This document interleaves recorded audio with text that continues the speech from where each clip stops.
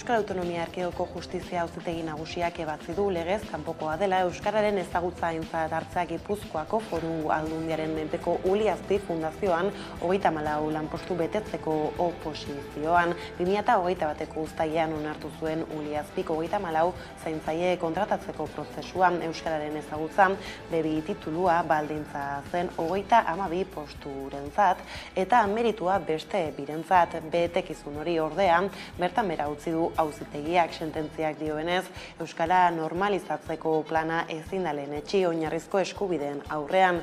Horrela, lanpostu publiko bat eskuratzeko baldintza eskaeraren ezagutza izateak enplegu publikorako eskubidea urratzen duela ebatzi du Euskal Autonomia Erkidegoko Auzitegi Nagusiak. Eguerdion guztioi 12 pasata direla iritsi da gurean gaur magazinari heltzeko unea hizkuntza eskubideez hitz egiten hasiko gara gaurkoan. Izan ere, auzitegiak ebatzi du oinarrizko eskubideen aurka egiten duela 34 zaintzaileri euskaraz jakitea eskatzeak. Horren aurrean Uliazpiko langilek protesta egin dute epai euskarafoboaren aurka.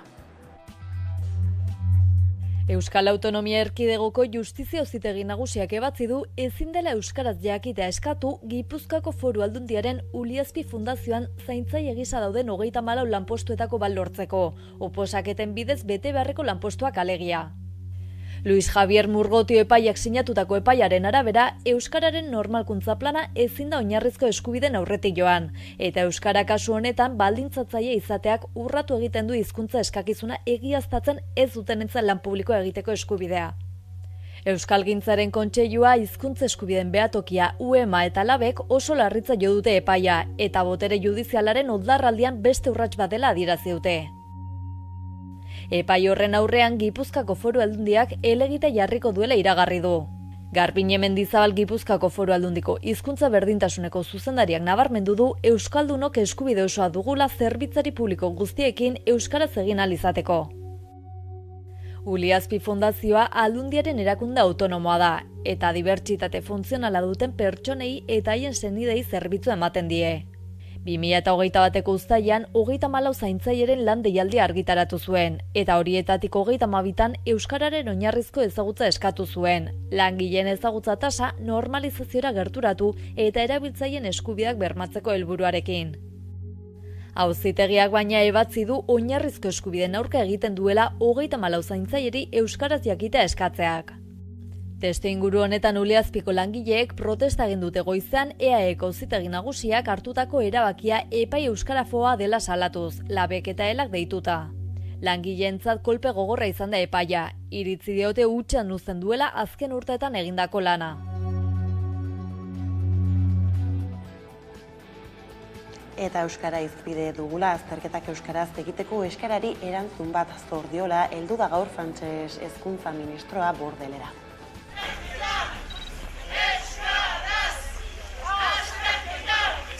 Euskaraz!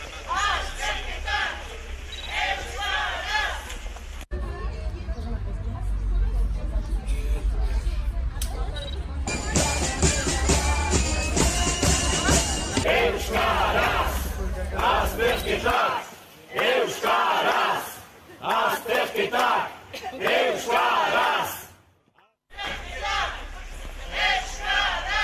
Eta oztopoaren tamaina ikusteko, hortxe dago adibidea, ez? Ipar Euskal Herriko ikasle, ehunka ikaslek oinarrizko eskubideetako bat, azterketak beren hizkuntzan egitea urratua dute. Eta horren aurrean, desobedientzia esango nuke zilegi ez ezik beharrezko ere gertatzen dela.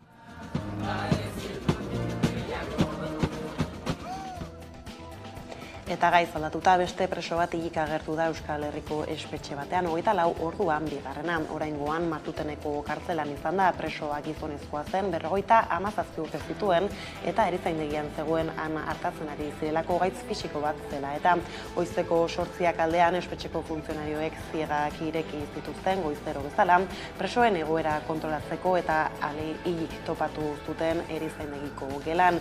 Hildakoa behin-behinean zegoen preso, bakarrik zegoen baten gelan eta ez zuen indarkeria zantzurik Eusko Jaurlaritzak jakinarazi duenez. Bezperan beste gizonezko preso bat agertu zen hilik Zabaian, hura ere espetxeko zaintzaileek aurkitu zuten goizeko 8etan zirrak ireki zituztenean presoen egoera kontrolatzeko 22 urte zituen eta 2020ko iraietik zegoen. Preso Nerea Melgosa, Eusko Jaurlaritzako berdintasun, justizia eta gizarte politika sailburuak deitoratu du gertatuan eta esan du ez dela goikoa bi preso hiltzea haintarte laburrean, baina espetxeko osasun langileen aurreikuspenetan sartzen dela arrisku hori. Aldiz, politika arloko gaiei heldu diegula oposizio osoak azalpenak eta neurriak eskatu ditu ate birakariei dagokienean. Hain zuzen ere ate birakarien eztabaida piztu da hauteskundeen atarian, hainbat enpresa pribatuk Eusko Jaurlaritzako 5 goi kargudunoi fintzatu dituztela eta euren ardura politikoak utzi eta 2 urte igaro aurretik hasi dira arlo pribatua, naiz eta 2014ko bateraezintasunen legeak ez duen horretarako baimenik ematen. Lege horrek berak ordea parteko baimen bat lortzeko aukera jasotzen du. Interesatuak lanpostu berriaren informazio guztia helarazi behar dio administrazioari eta gobernantza sailak erabaki behar du eskaera aintzat hartu ala ez. Bada 5 goi kargudun horien artean 4 aparteko baimeran lortu zuten, baina beste batek ez, espriko zuzendarioi Alexander Arriolak.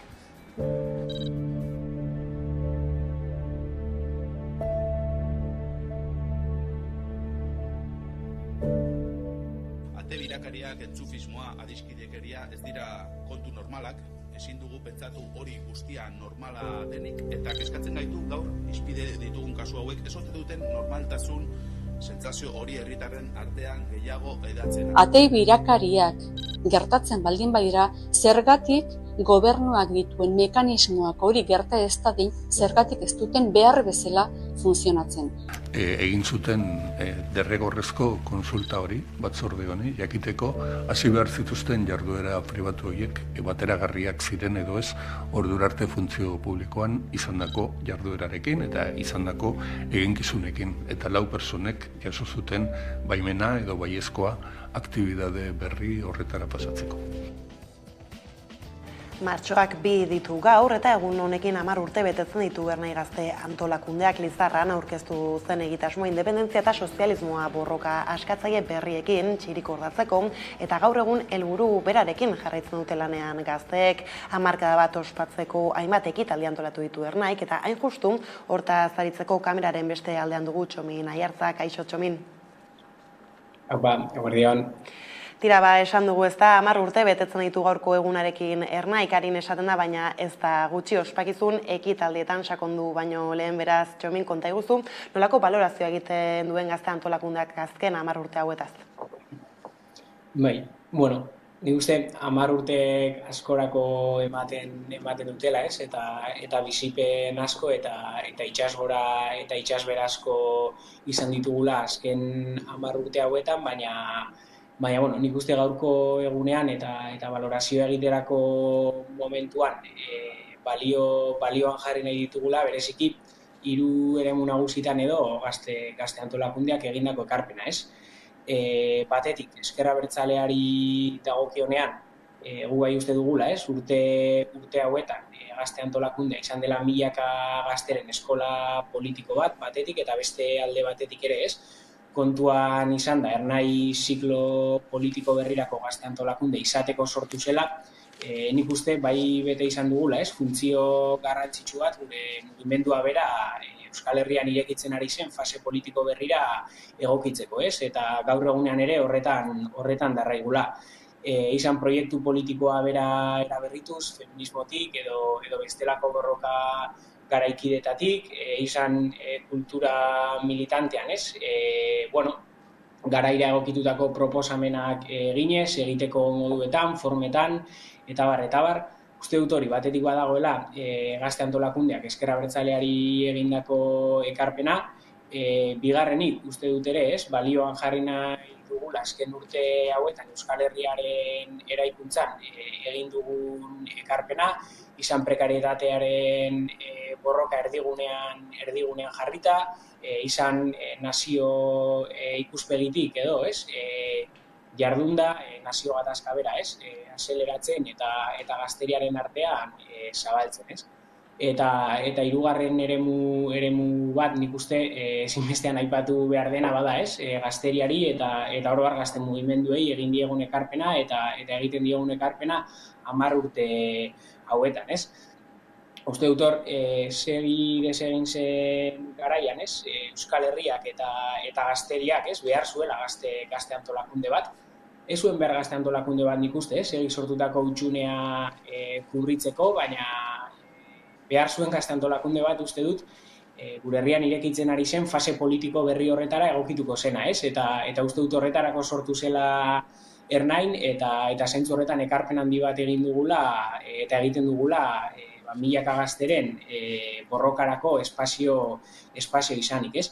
Hori batetik eta beste alde batetik ere, uste dut azken urte hauetan ehundaka eta, antolakundetik pasatu diren milaka militantez, aritu izan garela, herriz herri, auzoz auzo, ikastetxez ikastetxe, gaztetxez gaztetxe, gazte mugimenduetan lan egiten, beti ere txinaurri lanaren filosofiaren baitan, eta uste dut gazteriari eta gazte mugimenduei dagokionean ere, ekarpen handia egin dugula, ez? Beraz, hiru elementu hauek aipatuta, nik uste ekarpen hori kontutan hartuta batetik, zein beste alde batetik, ez? Momentu honetan gazte antolakundearen egoera osasuntsua ikusita orokorrean balorazio positiboa egiten dugula, ez? Esan bezala, gure akats eta hutsune guztiekin, baina kontutan hartuta azken urte hauetan, gazte antolakundearen 10 urte hauetan, bai izan garela,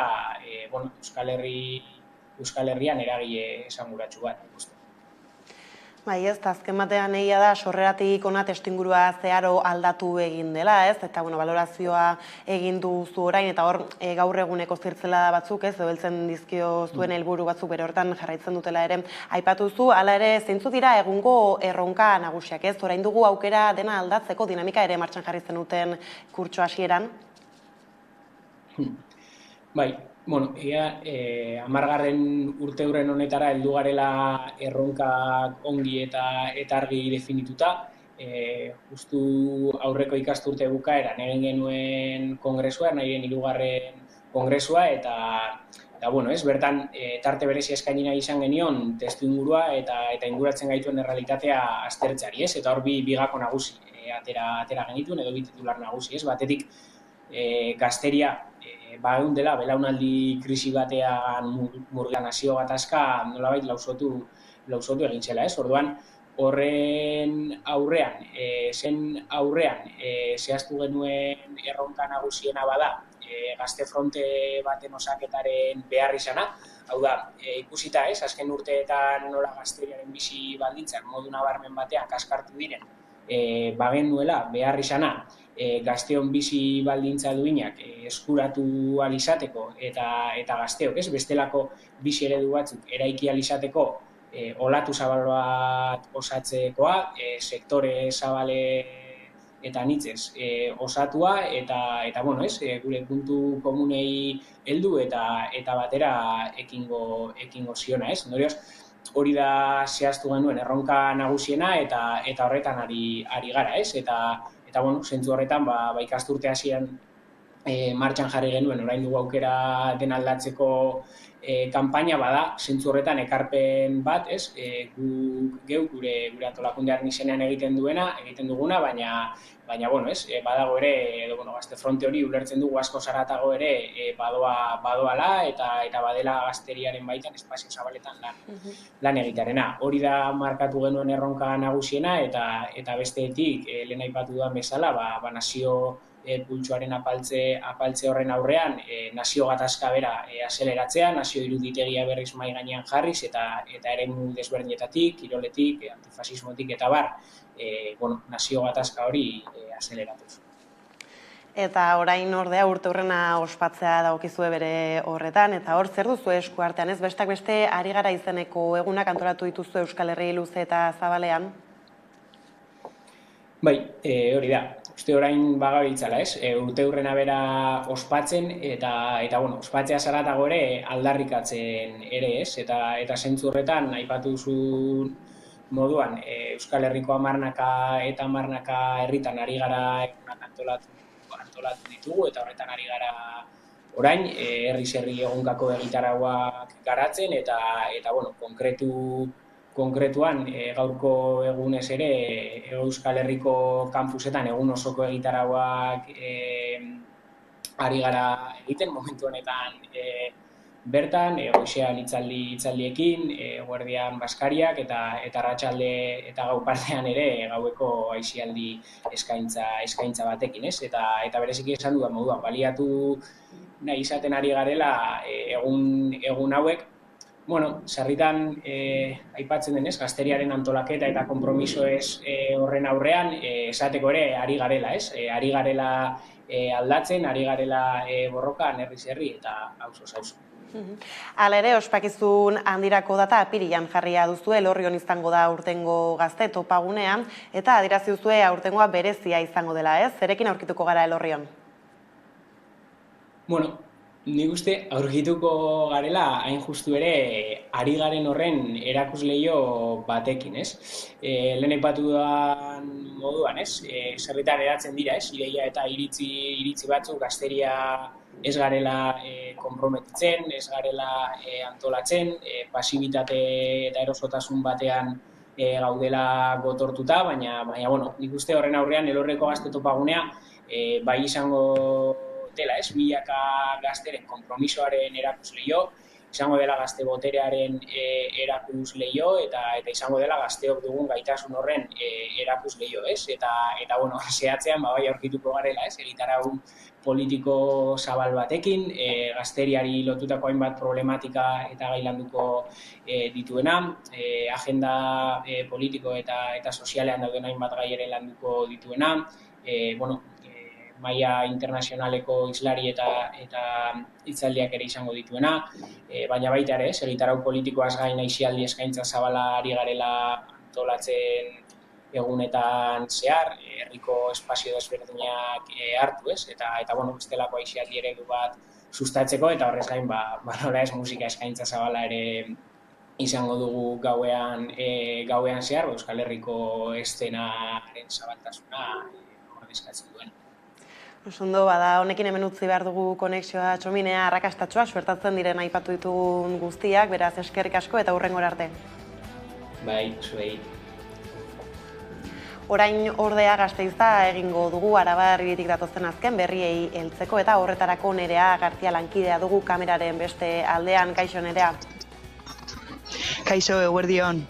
Tira, bada, hasteko biharko egunera begira jarriko gara, izan ere Martxoak 3 elkarteak oniritzia eman dio erakundeek urtarriaren 26an bidalitako azken proposamenari, eta Memoria Gara plataformak bat egin du erabakiarekin. Erakundeek parte hartzea onartu dute eta estatutuak sinatu dituzte. Gauzak horrela, Memoria Gunea nola izango den eta zer eskainiko duen erabaki behar da orain, ezta?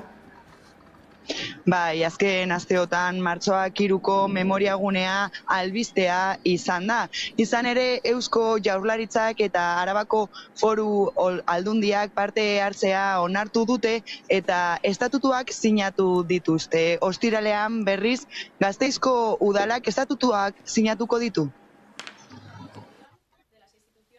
Martxoak 3 elkarteak oniritzia eman zion erakundeek urtarrilaren 26an bidalitako azken proposamenari, eta horrekin hitzitzat jo du Memoria Gunearen oinarriak ezartzeko abiatutako negoziazio prozesua. Erakundeek patronatuan parte hartzea onartu dute eta estatutuak sinatu dituzte. Horrela, prozesuak hainbat hilabete geldirik egon ondoren aurrera egin du.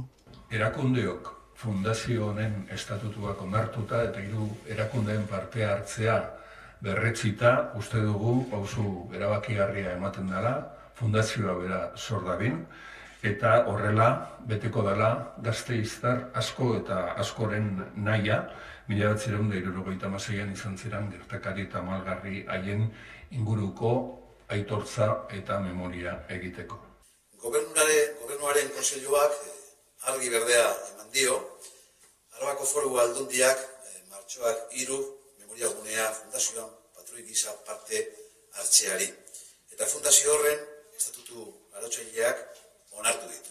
Memoriagunea abian jartzeko akordioak 3 oinarri edo baldintza izango ditu. 2021eko hitzarmena errespetatu beharko dute, fundazioaren estatutuen helburuak zuzenduko dituzte eta biktima bat egongo da lehendakari ordetza postuan. Eta bueno, esan beharra dago, naiz eta nahiko nekagarri esan presozio honetan egotea, indarrak atera ditugula, aurrera jarraitzeko, presionatzen jarraitzeko, eta azkenik lortu dugula, eta guretzat izan dela garaipen bat, lortzea 2021ean adostutako lankidetza hitzarmen hori aurrera eramatea.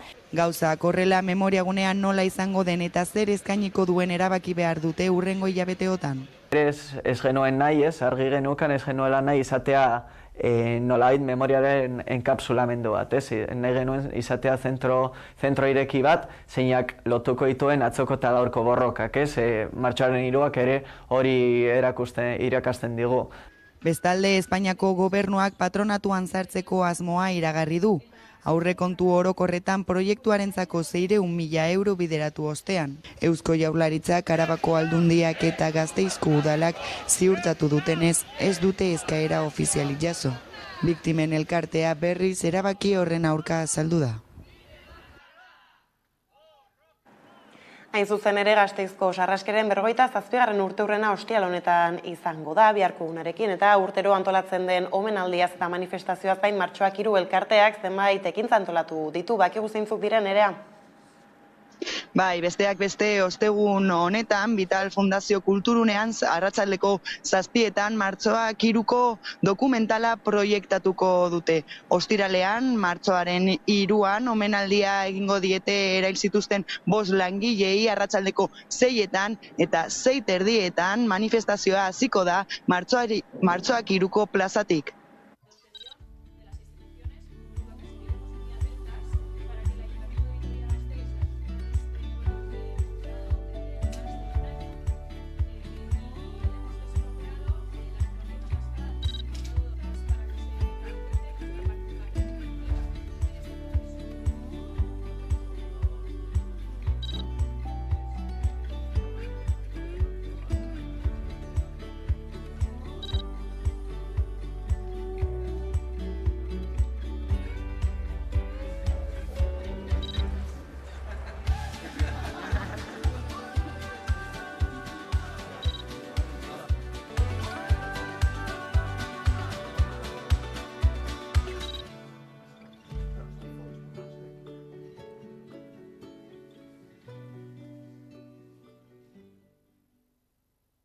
Bada honekin biharko egunera adi izango gara Nerea, eskerrik asko eta hurrengora arte. Eskerrik asko zuei, aio. Teatroen kulturarlora egingo dugu salto, ikus entzunezkoei helduko diegu hain zuzen ere jarraian, eta horretarako kameraren beste aldean dugu Gaizka Izagirre Gaztezuloko zuzendarian. Telesail eta filmen gomendioekin dator gaurkoan. Gaizka, kaixo? Kaixo, egunon, eguerdian. Eguerdion, tira bat, transexualitateak fikzioan duen lekuari erreparatuko diogu gaur, eta horretan hasteko asteburura begira jarri behar gara une batez izan ere Berlinel Zinema jaialdiko sariak banatzeko ekitaldian zeudenek ezin izan zuten irribarrea gorde Sofia Oterok malkotan egin zuen esker mezua entzutean. 8 urteko basauriarrak aktorerik onenaren zilarrezko hartza irabazi du Estibaliz Urresolak zuzendutako 20.000 especies de abejas filmean egindako lanagatik. Lehenengoz, zaritu da kamera baten aurrean, aur trans baten larruan. Aipatutakoa ez da edonolako gaia gainera, beraz, konta guztia nola landu ohi den fikzioan halako afera?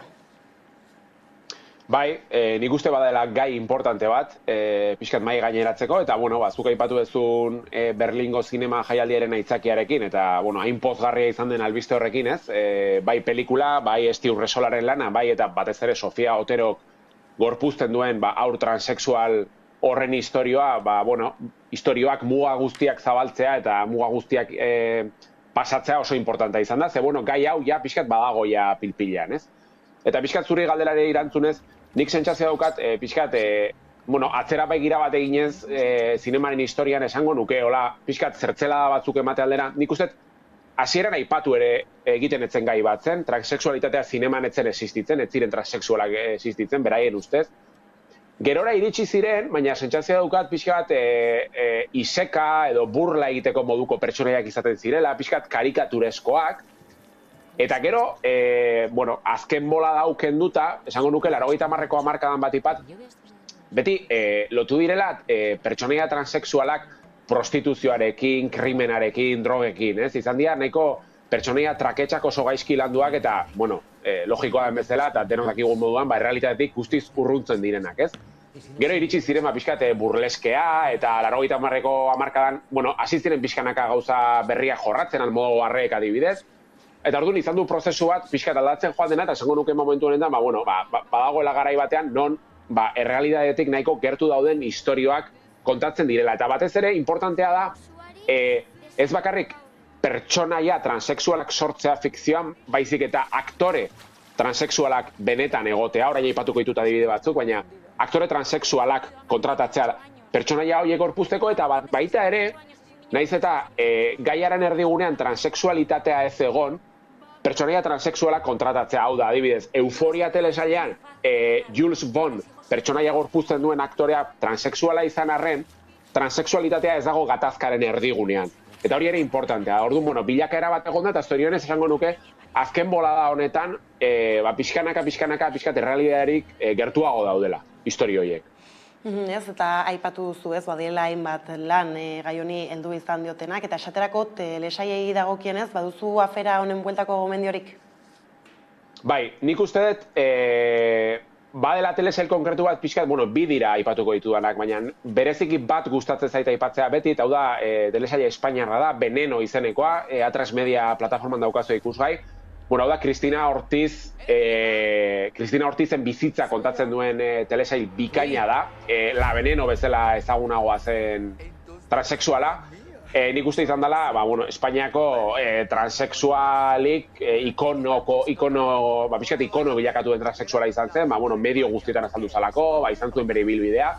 Eta telesail honek oso ondo irudikatzen du, frankismo osteko Espainia atzerakoi, homofobo eta ultrakatoliko horren erretratu hori oso ondo islatzen du, eta nola talka egiten duen transexualitatearekin, ez? Orduan, telesail hau zoragarria iruditzen zait, eta egia ezaguna dela, baina egongo dira ikusle askok ikusi ez dutena, orduan gomendio irmoa telesail hau ikusteko, eta bigarren hau estatu batuarra da, hau da Pose izeneko telesaila, hau HBO eta Disneyen daukazu ikusgai, 3 denboraldi dauzka, eta hau ere interesgarria baita ere, azteko aktore guztia transexuala direlako. 80ko hamarkadan girotzen da telesaila, New York hirian, LGTBIQ+ kolektiboko pertsonak dira afroamerikarrak batipat, afroamerikarrak eta latinoak, eta nagusiki nik uste emakume transak direla kasu honetan. Orduan, hor tartean sartzen dira IESaren pandemia, drogen mundua, prostituzioa, LGTBI fobia, eta beste hainbat auzi sozial sartzen dira traman, eta oso telesail interesgarria da, eta gomendatzen dizudana batipat, aipatzen nahi gai hau hobeto ulertzeko oso telesail berezia da, Pose. Bi horiek gomendatuko nizko telesailera arloan. Eta bukatzeko film luzeei dagokienez, zein aipatuko zenuke? Film luzeetan egia da egon direla pixkat zinemaren historian adibide ugari horien, orain momentu honetan dokumental bat gomendatu nahi dizueke. Filminen ikusgai daukazuna eta telesail dokumental bat zoragarria, oso delikatua, Petit Phil izenekoa, frantziarra, 7 urteko Xaxaren historioa mutil baten gorputzean harturik dagoen neska bat da protagonista, eta Sebastian Lisfi zuzendariak, iruditzen zait, egin duela erretratu oso delikatua, oso arretatsua, batez ere Xaxaren esperientzia kontatzeko eta baita ere bere familiak nola bizi duen transmititzeko, ez? Oso dokumental nire iruditzen zait eredugarria, hunkigarria eta zoragarria, eta benetan nik uste, ikusleen gehiengoak malko biziz bukatuko dezutela dokumentela ikusten, baina da, benetan oso berezia eta oso delikatua. Ondo da, Gaizka, beraz, gomendio hauekin hemen utzi behar du konexioa, puntatuta geratzen dira guztiak ikusteko pendiente, beraz, eskerrik asko eta hurrengora arte. Zuei, eskerrik asko ondo izan. Tira, eta gomendio hauekin ere hemen utzi behar dugu gurean gaur magazineko lehen biziko atala. Izan ere, laster gara bueltan eguneko elkarrizketa nagusiari heltzeko gaurkoan Juan Mari Aburto Bilboko alkatea izango dugu gurekin, beraz ez zaitezte urruti joan, laster baikara bueltan.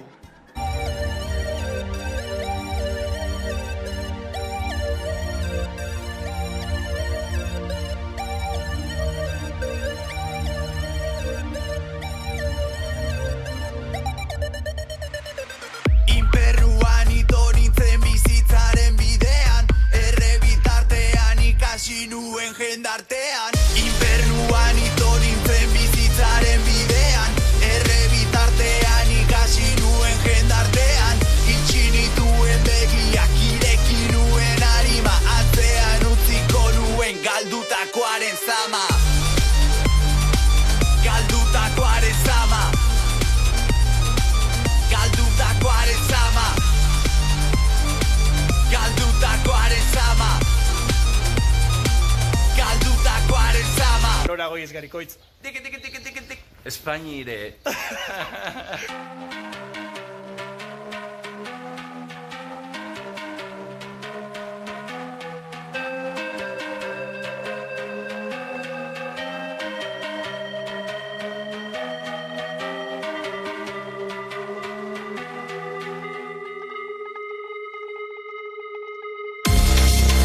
Etxai asko ditut, zindakizut, benetan diotxut, guzti zurrut, gura nautzut, ikerri zaitut, irripare ilun, begirada lizun.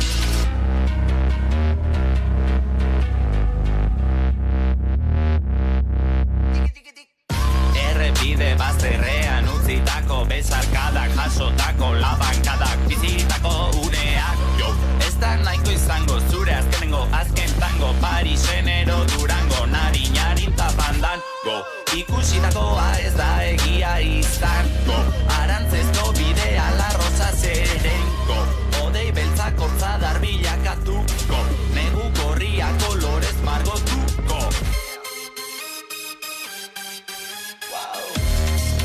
Etxai asko ditut, zindakizut, benetan diotxut, guzti zurrut, gura nautzut, ikerri zaitut.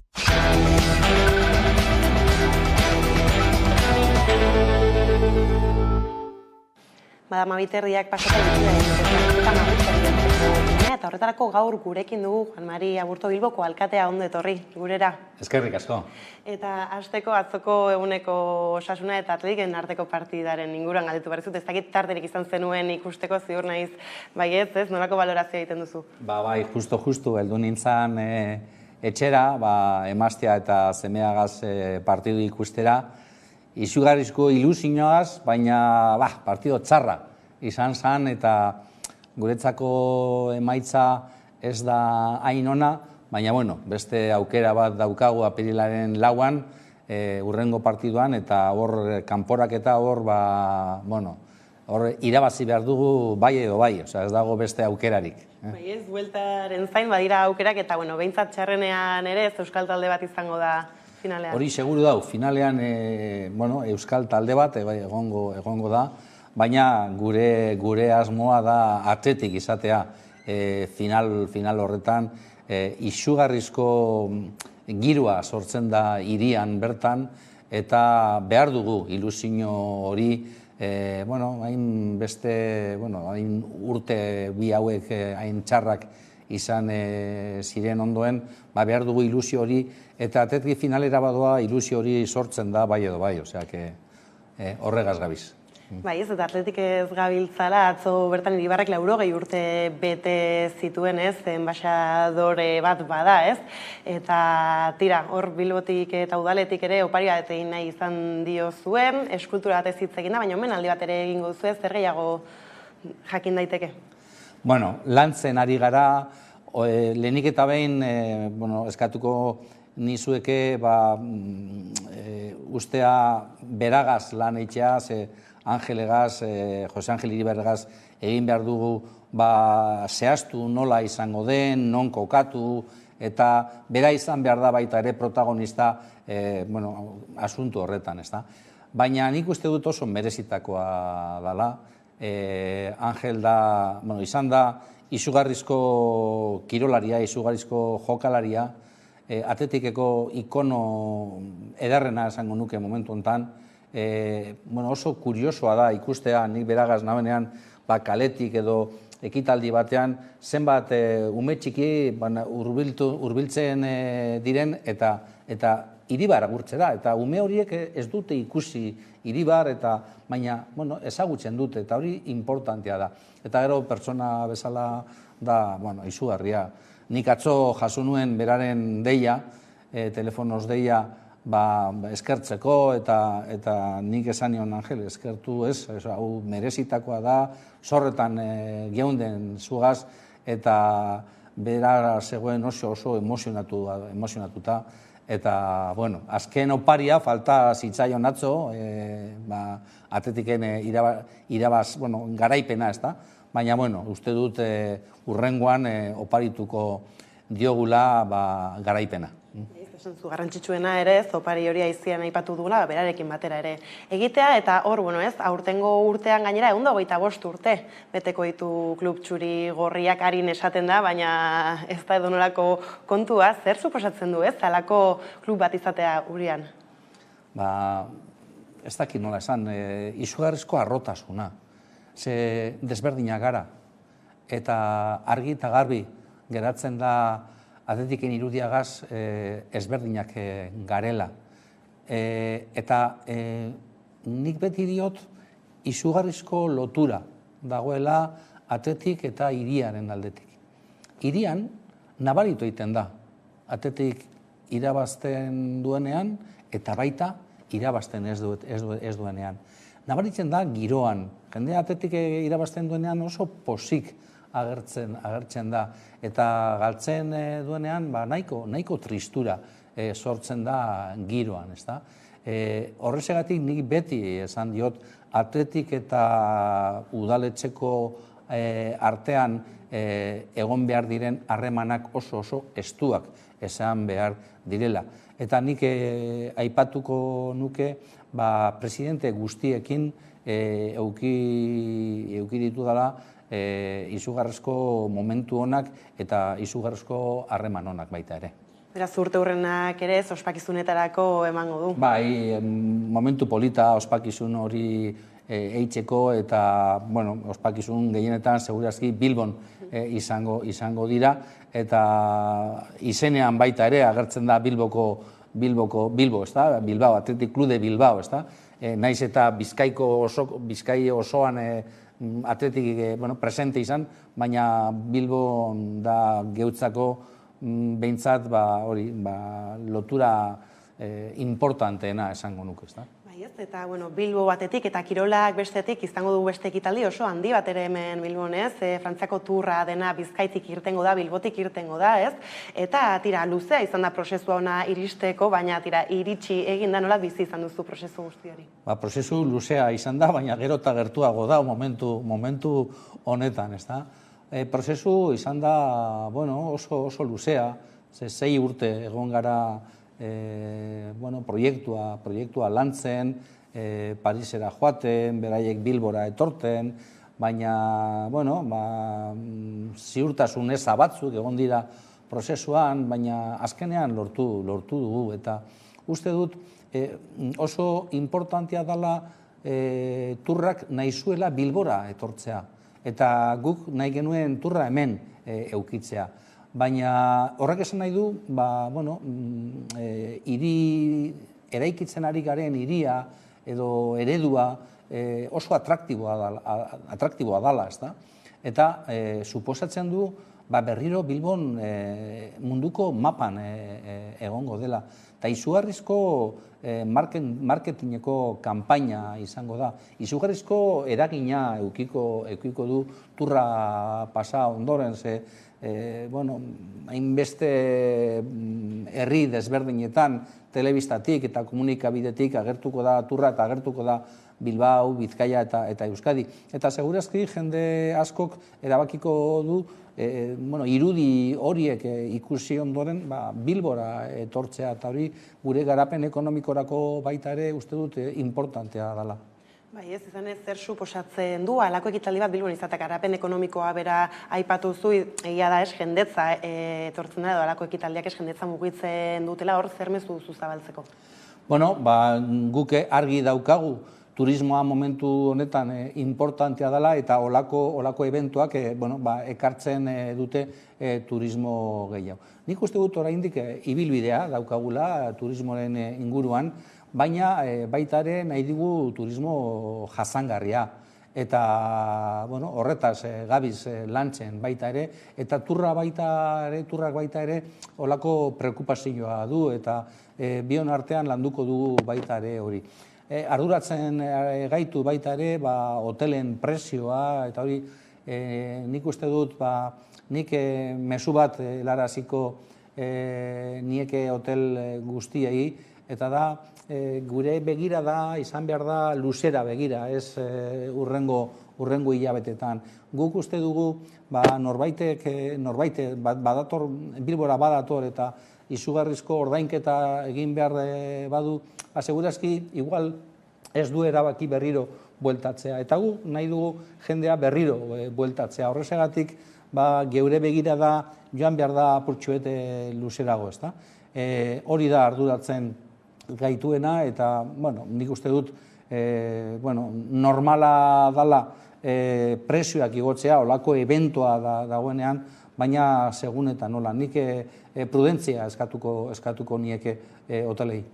Ez, esperientzia ona izan dadin bere osotasunean, eta hor orain gaitzaldatuko dugu, izan ere, tira ez, sexu abusuengatik bi pertsona atxilotuak izan dira azken asteburua Bilbon, hau adibide bada izan ere tamalez, alako kasuak ez behin eta berriro gertatzen dira, alare badu garrantzia instituzioetatik zabaltzen diren mezuak, eta hor noski Bilbotik ere bazabiltzate lanean ez, nahiz eta momentu batzutan polemikak suertatzen diren, feminismoaren inguruan eta baror, zuek ze mezu duzue zabaltzeko? Lan eta lan jarraitu behar dugula. Behar dugu berdintasun mezua gizarteari helaraztea, ezta? Eta, badirudi ez dala erreza, azkenean nik uste dut aurrera pausuak emon ditugula, baina behar dugu paso gehiago ematea. Azkenean behar dugu emakumeak libre sentitzea Bilboko kaleetan. Eta kanpainekin jarraitu behar dugu, sensibilizazio kanpainekin, bai eskoletan, bai gazteen artean, eta bai gizarteari helarazteko olako mezuak. Baina baita ere, hirian dauzen puntu arriskutsuak, baita ere hirigintza ikuspuntutik, puntu horiek landu eta kendu, eta horretaz gabiz, mugimenduekin eta partido politikoen baita ere, ezta. Eta gero beste alde batetik, guk ipini behar ditugu mahai gainean behar diren baliabide guztiak. Adibidez, oraintxe daukagu Bilboko autobusak, emakume bat gabean eskatzen badu, gelditu hementxe, neure ataria, neure portala hor dauta, nahi dut hemen jeitzi, holantze egiten da. Eta gero, baita ere, polizia beharrezkoa da, nola ez, polizia gero eta gehiago daukagu Bilboko kaleetan, eta geure asmoa azkenean da segurtasuna lortzea eta Bilboko emakumeak libre sentitzea. Eta horrez, berdintasun horren bueltan ere badugu gainean, kasik martxoaren 8 bera, eta hor, besteak beste Bilboko auzoetako Andrei omenaldia egin gura diezu ez, baina ikusi ditut irudiak eta oso ikusgarria eta polita ere bada egingo zuena, ez zer duzu esku artean? Izan zen oso polita, joan, egon nintzen pasan egunean Uretamendi, Betolazan eta zirkunbalazioan auzoetan, egon nintzen emakume batzuekin, gogoratzen dut Petri, Feli, Angela, eta, bueno, geure asmoa proiektu honegaz da, emakume hauen bizitza agerira ekartzera, ezta? Emakume hauek etorri ziren 50 hamarkadan, etorri ziren Bilbora bizitza hobe bat lantzeko edo aurkezteko, eta nik uste dut izugarrizko aleginak, izugarrizko esfortzua egin zituztela, beraien bizitza aurrera eroateko eta aurrera atarateko, ezta? Eta nahi dugu hori ageri ekartze da beraien balioak eta beraien ekarpenak Bilboko historioari. Eta, geure asmoa da 18 emakume horien bizitza, hori, herrian eta kasu honetan, auzoetan agertzea, mundu guztiak gai izateko, beraren historioa ezagutzeko eta beraren ekarpenak balioan jartzeko.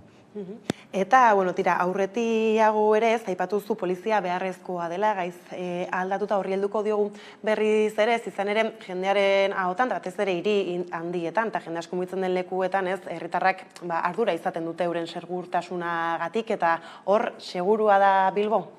Segurtasuna beharrezkoa da. Hiri atraktiboa nahi badugu euki, segurtasuna euki behar dugu. Zuk uste duzu edo baten batek uste du turra Bilbora etorriko zala Bilboz hiri segurtasuna ez balaik izango? Nik esango nuke ezetz. Eta zuk uste duzu adibidez orain garapen jasangarrien helburua lortzeko Bilbon daukagu agenda 2030 sekretariado lokala, ONUko sekretariado lokala Bilbon euki, hiri segurua ez balitz izango ez genuke hori Bilbon eukiko. Horregatik dinot hiri segurua garela. Horrek esan nahi du Bilbon ez dala ezer gertatzen? Ez, gauza asko gertatzen dira. Horregatik gero eta polizia gehiago daukagu. 200 piko polizia gehiago azken 5 urteetan. Horrek esan nahi du geure preokupazioa eta geure okupazioa segurtasuna dela eta gure lehentasuna segurtasuna dela. Horregatik gabiz, segurtasuna lantzen eta detenitu gero eta gehiago egiten. Poliziaren efikazia gero eta handiagoa da. Eta, badaukagu momentu honetan, ardura batzu, labanak, dirata, lapurketak, horregatik lantzen ari gara, eta horregatik momentu honetan garatu dugu tresna oso baliogarria dana. Eta dire, segurtasun tailerrak, auzo guztietan egiten ari gara segurtasun tailerrak, auzo horretako auzokoekin eta elkarteekin, eta denon artean landu. Zer gertatzen ari da momentu honetan, Indautxun, San Francisco, Deustun, San Ignacio, landu beraiekin, eta nik uste dut emaitzak oso onak direla. Hor besteak beste, orain gutxi ere azken udaltzainei jarrera egin zitzaien Bilbon. Hala ere, badira batzutan kasu batzuk normaletik ateratzen daitezkenak, eta arartekoak orain gutxi ikerketa bat abiatu zuen, jarrera desegoki bategatik. Halakoak nola iristen diozue Bilboko udaletik? Beitu, nik konfidantza osoa daukat gure udaltzaingoarengan eta poliziarengan. Eta uste dut, benetan, eta nik berba egin nuen arartekoagaz, kasu honi buruz, nik uste dut azten nagusiko kasu bat dala, eta benetan pentsatzen dut kasu honetan ez dutela arrazoirik. Nik uste dut poliziaren jarrera ona izan zala, nik uste dut polizia baliabide guztiak erabili behar dutela poliziek pertsona bat detenitzeko eta nola ez, beraien edo beraren eskubideak baita ere errespetatuz, baina daukagun formazioa, daukagun irizpideak Bilboko udaltzaingoan nik uste dut bat datozela irizpide guztiekin eta pertsona bakoitzaren eskubidekin baita ere. Ez, taren aipatuzu, segurtasunak berak baditu hainbat ertz, eta hor bestak beste lehenez, labanez eta abarreren aipamena egin dugu, eta hor tira, ez, Eusko Jaurlaritzak martxan abiatutako, segurtasun pribatua, gune berezi batzuetan jartzekoa, lehenbiziko, froga edo Bilbon bertan izango da, ez, hori ere bada pausu bat segurtasuna bermatzaldera. Azkenean, lehen aipatu dudanez, baliabide guztiak erabili behar ditugu. Eta momentu honetan gobernuren iritzian hori martzan jarri behar bada, guk ados eta azkenean denon helburua da segurtasuna hobetzea eta metal detektagailuak beharrezkoak badira, metal detektagailuak eta dana izan behar da eta landu behar da baita ere hori ostalaritzako sektorearekin baita ere eta denon artean azkenean nik uste dut denon helburua dela segurtasuna hobetzea eta guk pres daukagu bai ertzaintzarekin lan egiteko, bai sektorekin, ostalaritzako sektorekin lan egiteko eta bai gizartearekin lan egiteko segurtasuna hobetzeko. Eta beste gai bati helduta ez, Bilbo jasangarria izan dadin egiten zabiltzaten lan guztiari erreparatuko diogu, eta hor bestak beste atzoko albiste bat zen nola Bilbouseko autobus elektriko berriek Bilboko metroko argindar lan labur azalduta ez, erabiliko duen, eta hau aitzindaria da, ez da egiten esportagarriare bada proiektua, beraz zer nolako pisua du honek Bilborentzat? Bilbo gauza asko esportatzeko daukagu, baina, nik uste dut hau, beti esaten dugu kolaborazio publiko-pribatua oso importantea dela eta gure ezaguarri bat dela. Eta kasu honetan holantze gertatu da. EBE, Repsol, Bilboko Udala, Metro, hor egon gara lanean eta azkenean lortu dugu akordio bat Medusa proiektu horretan, Medusa deitzen da proiektua, eta azkenean erabili nahi dugu metroaren elektrizitatea geure hornidura lortzeko, geure autobusen hornidura elektrikoa lortzeko, eta era horretan, uste dut jasangarriagoak izan gaitezkela, efizienteagoak energetiko ikuspuntutik izango garelako, eta baita ere merkeago izango dalako geure sistemarentzako. Hor, gabean, erabiliko dugu edo hartuko dugu elektrizitate hori, eta era horretan hartuko dugu elektrizitatea gure autobusuentzako.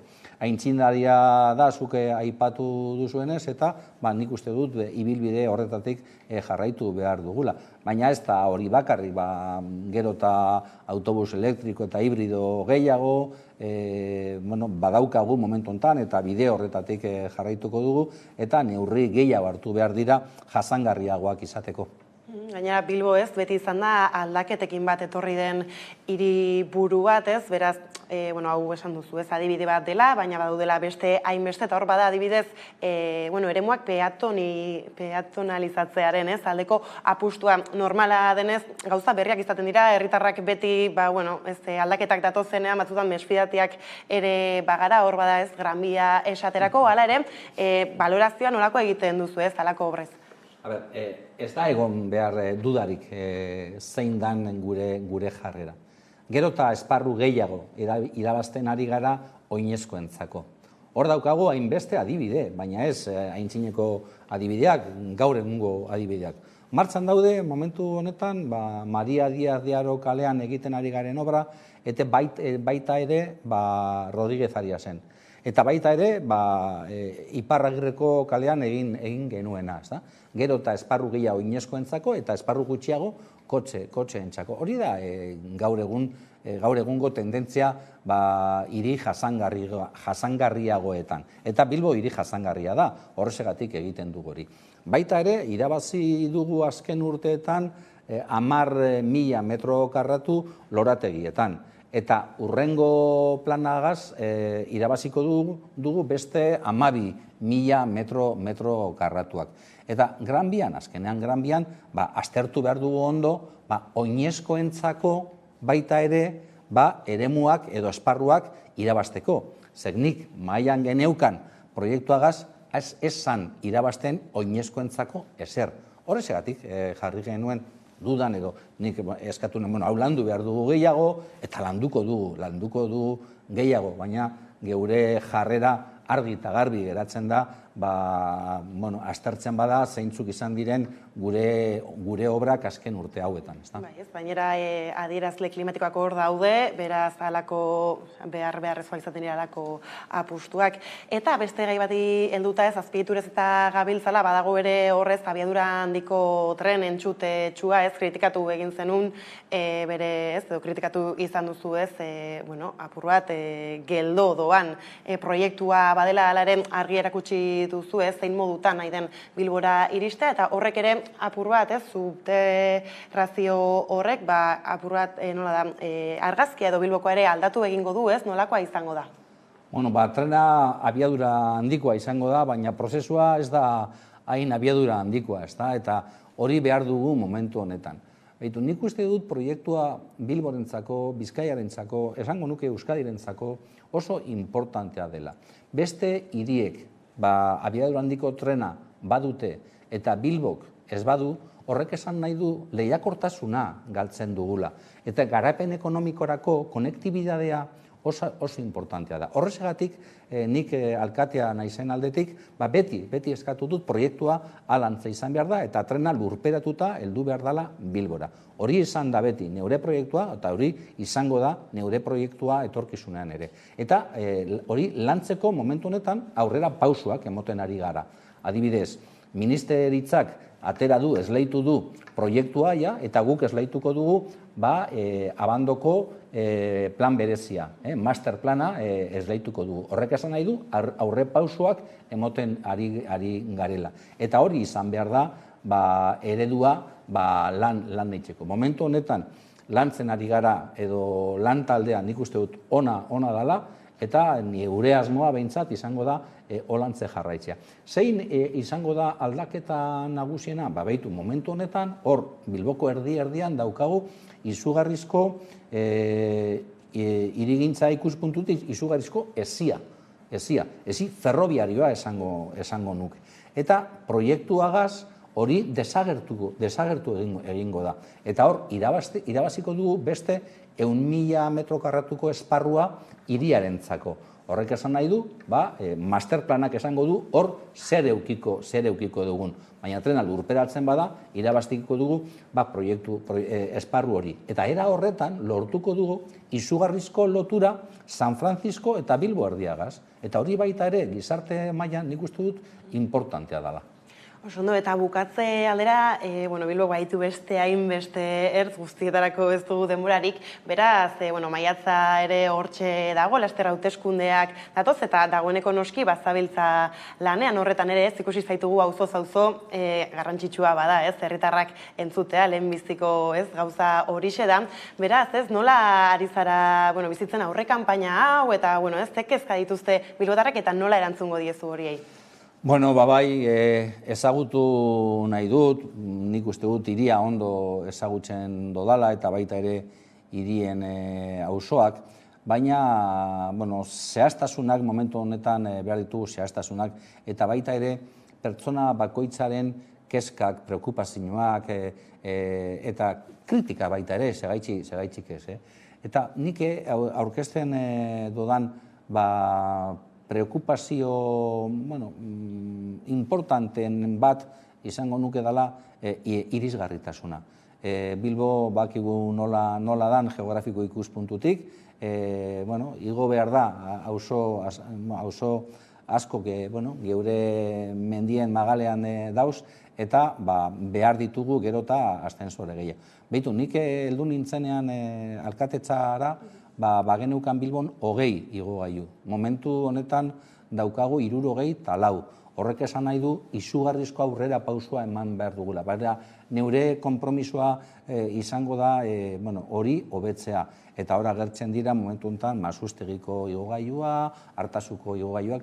Bazirudi, ez ziren posible olako igogailuak. Baina azkenean, aztertu dugu ondo, eta nik uste dut izugarrizko proiektuak eukiko ditugula, irtenbide bat emoteko Bilboko irisgarritasunari. Ondo, honekin hemen utzi beharra daukagu elkarrizketa, ez orte hon orain lan askoko garaiak baitatoz, eskerrik asko hor gurean izatearren. Eskerrik asko eta nahi duzun arte. Eta orain jarraian solasaldiarekin bueltatuko gara, laster arte. Apa, hemen Itaka hori jotik, naizta gure gitarista Madriden egon. Hori da, eta duela hilabete batzuk pizteak izaneko singela egitaratu genuen gure plataforma guztietan. Eta guain ameka telebiztan dukiko zuen entzun gai, así que, bueno, disfrutatu. Gozatu. Aio.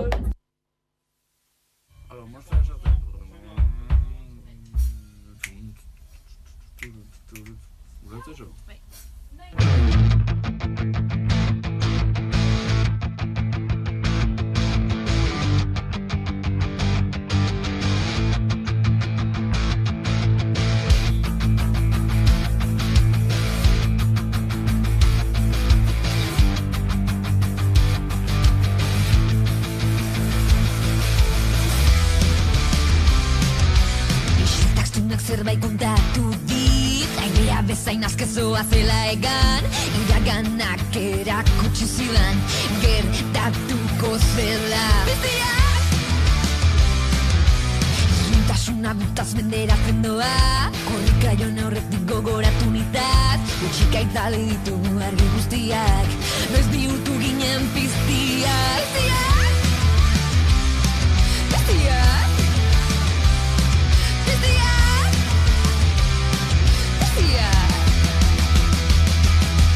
Baino orain azkarragoa nahi, itzalak baino azkarragoa nahi, baino orain azkarragoa nahi, zure gezurrak baino azkarragoa nahi, baino orain azkarragoa nahi, nire beldurrak baino azkarragoa nahi.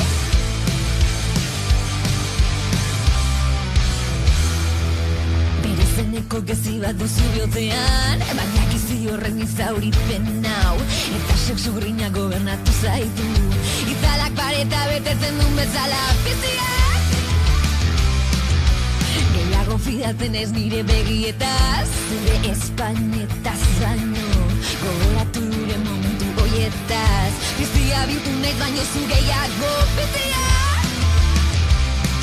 Biziak!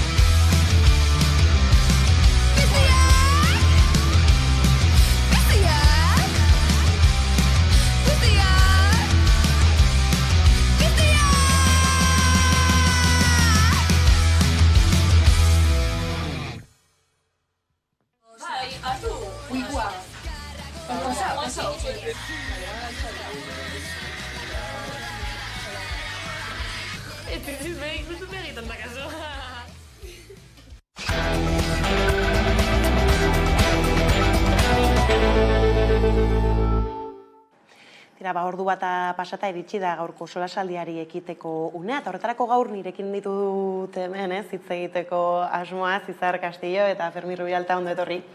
Bioi. Eta hasteko hizkuntza eskubideez arituko gara, izan ere Euskal Autonomia Erkidegoko Justizia Auzitegiak ebatzi du legez kanpokoa dela 34 langile publikori euskararen ezagutza eskatzean, badaukagu bideo bat gaia mahai gaineratzeko eta helduko diogu eztabaidari.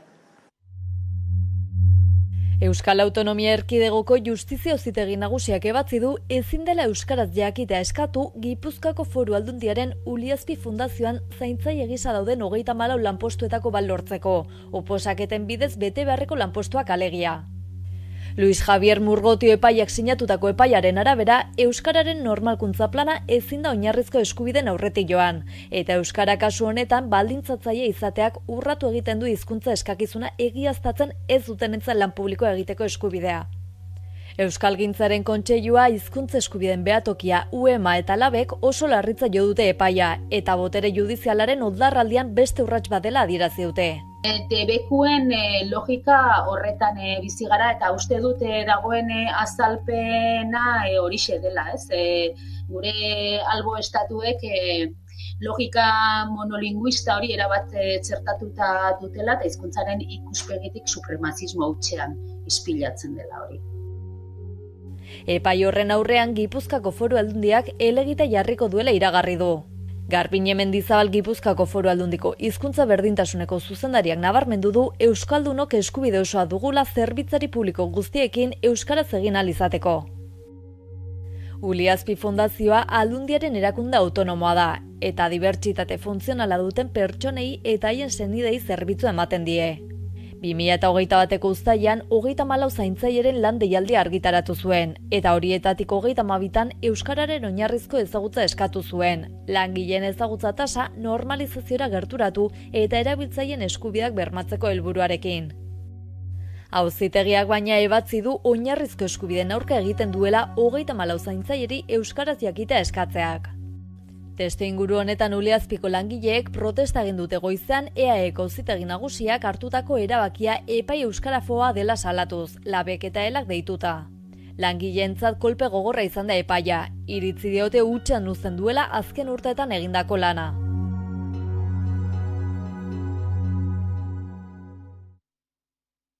Tira, hemen eztabaidan irten da bereziki bete beharraren eta eskubidearen arteko, kasu honetan talka bera, espainola bete beharra, euskara eskubidea. Ni hasiko naz esaten, lehenik eta behin, askotan ematen duela askori ahazten jakola euskara estatu mailan hizkuntza ofiziala dela, hori lehenik eta behin, eta bideoan esan den moduan, azken finean publikoan aritzen bazara, nik badekot nire eskubidea edonora joateko, publikoki administrazioan murgiltzen edo ibiltzen den jendearekin, euskeraz berba egitera, ze nire eskubidea da. Orduan, atxekalde, alako sententziaten nire ustez dauzena da, edo dagoena da, euskarafobia hutsa, azken finean, dinoe bete beharrak, baina adibidez, pertsona hauen eskubideak non dauz. Imagina, gaude berba egiten, Gipuzkoan dagoen fundazio baten, Euskal Herrian gehien euskeraz egiten den herrialdean, zer gertatzen da pertsona horiek adibidez erderaz ez badute egiten? Orduan ez dute komunikatzeko eskubiderik, azken finean, gainera gaude egiten berba, aniztasun funtzionala daukaten pertsonekaz. Normalean, komunikatzeko beste eredu batzuk dituztela eta beste modu batzuk dituztela eta behar bada eurentzako bere piktogramak edo bere esaldiak euskeraz baldin badira eta ez badute bermatzen zaintzen duten pertsonak euskera jakiteko zelan komunikatuko dira. Bere egunerokotasun eta bere oinarrizko gauzak egiteko adibidez. Hori da niri etorten jatena burure lehenengo. Gainera, hau, atzo zabalduzen albistea da, baina azken denbora aldian ez talako hainbat ikusten gabiltza. Bereziki horrelako lanpostuetan eta absurdun eramatea da. Azken finean, zer herritar horiek ez dute horren eskubidea bermatuta horren arabera, hori alde batetik.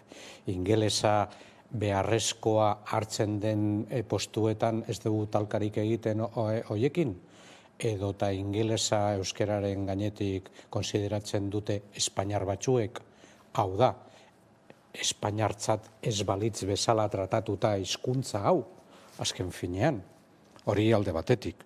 Eta beste aldetik, nik uste dut, bezain importantea da jakitea, ez da egitze motatako psikologia mota tratatzeko horiek, baina funtsezkoa ez badago bermatuta, lana nolabait debaldekoa izango dalako, ez da?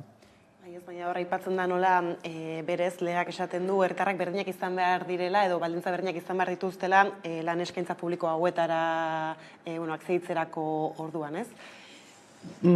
Honekin lotuta, berba egin aldugu zaintzaren inguruan. Orduan, zaintzaz denez jartzen erdigunean, gaude berba egiten momenturo, legen gainean, gaude berba egiten eskubide, ez bakarrik eskubide linguistiko baizik eta eskubideak, baina beti ematen dau, ez? Eta niri flipaten nagoena da, jendeak monolinguist, bakarrik berba egiten du erderaz eta harro sentitzea horretaz adibidez. Baina ez ikustea, hizkuntza batek ematen dotzuna da, aberastasuna ematen dotzuna da beste hainbat pertsona anitzekase komunikatzea eta euretaz bebai ikastea, eta gertatzen dena da, beti gaude berba egiten, eta gainera opeetan gertatzen ari da asko, ez? Ez como, ahaztu egiten jake, Euskal Herrian gauzela, Espainiar administrazioaren menpe alde bat egon arren eta hizkuntza bat hor egon arren, gure eskubide linguistikoak ditugula, Euskal Herriko pertsonek dekogula gure eskubidea euskeraz egiteko edonon, eta gertatzen ari da, administrazio publikoan. Publikoa da guztiok ordaintzen duguna. Orduan, nire eskubide linguistikoak bermatutak ikusi nahi ditut. Eta haratago, ikusten dugunean, gainera, aniztasun funtzionala hori dela eta, nola ez da jartzen, pertsona hauek bere egoeratan, dituzten berezitasun horiek, esango leuke, hor zentroan eta mai gainean, egiten dugu da dana, automatikoki tratau jendeak berdin. Eta aniztasun funtzionala da, pertsona batek komunikatzeko era ezberdinak dira, gureak baino, eta orduan gertatzen dena da, kapazitismo hutsatik lan egiten dugula, eta pentsatzen dugula gure eskubide erdaldunak dauzela beste guztiaren gainetik. Eta ez dugu begiratzen orduan erabiltzaileak behar dauganak. Ez baina aipatuzu nola oposizioekin ari den igual gehien bat... Eta horretaz gain, euskeraz dakienentzako, euskera ezagutza bat da. Beraz, diskriminazio dago ezagutza hori ez menperatzearen, eta beste ezagutzak ez orduan, absurditate horretan jausten direla, ez da? Ze eskatzen badira nolabaiteko ikasketa mota batzuk zergatik horretan ere, zerbitzatu behar denean. Hala ez da ezagutza bat zera euskera ere. Beste kontuak aparte, zelan tratatzen dituzten euskaldunak diren pertsonak. Horia da, bigarren mailako espainiarrak argi dago. Gero separatismoak eta horrelako kontu politikoak aber-nor sortzen dituen. Baina hemen ikusi dugu nola langileak eurak protestara jouten, beraz langileak bakite erabiltzaile horiek behar dutela. Langileek euskaraz jakitea eta euskara erabiltza, eta hor, zeinek egin beharko luke kontrola, ez da? Azkenean, ego Euskal Herrian gertatzen dena da, administrazioak ere banatuta direla, gero kasik ez, udaletan ere, batzutan ez, elegitak sartzen dialakoekin, eta, kasua kasu, gauza gertatu daiteke Bilbon bertan, baina beste bat ez dakit Durangon. Bai, gertatzen den azken finean topatzen dugu kompetentziekaz, eta ondo dago behintzat, administrazioak ikustea halako sententziak buruz gorakoak direla, eta esatea, behitu guk errekorrido ingo dugu hau, azken finean ez dugu ikusten, eta zuk esan bezala. Zuk adibidez, izateko gizarte integratzailea edo izateko gizarte hezitzailea, zuk behar dozu unibertsitatetik pasa izana.